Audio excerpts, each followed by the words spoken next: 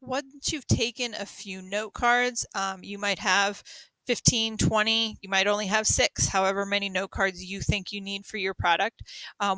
One of the things you can do with NoodleTools is to sort them and organize them both visually by moving them around your desktop kind of area here, and also putting them into an outline, which is a great tool to use for your final product. So to change the outline, you can simply right click on it and edit it. Maybe I want this to be background information. And then maybe a subtopic, I can change it to be whatever it is, whatever I need in here. You can add different layers. You simply go ahead and right click, add a subtopic, which would be a child of this one, or add a sibling. You can add pretty much anywhere you want and kind of build your outline. From here, what you can do is you can click on your card and drag it right into where you want it. So I want this to be part of my background. Maybe I want it to be part of my second subtopic here, whichever order you want to put it in. So let me just drag these in at random. Ideally, you will have read them all and made sure you know exactly where they're going. But for this example, I'm just going to show you how to put them in there, because the thing I want to show you really is this whole print option. You would print outline with note cards. And what you're really going to do is to export it to Google Docs. You can choose what to include and what not to include. I'm going to include everything so I can show you what that looks like. And once you've hit submitted, you'll go ahead and get a new tab that pops open. It'll take a minute to process, and then you will see a Google Doc, which is now your outline for whatever it is you've named your project.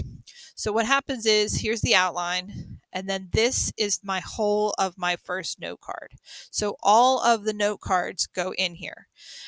You'll see that I called it balance, so I have that. I included the source, so I have that. This is my direct quote, right? What came from my source. This is how I paraphrased it. These were my ideas. And then it includes the history of it, which is just the date it was created or last edited.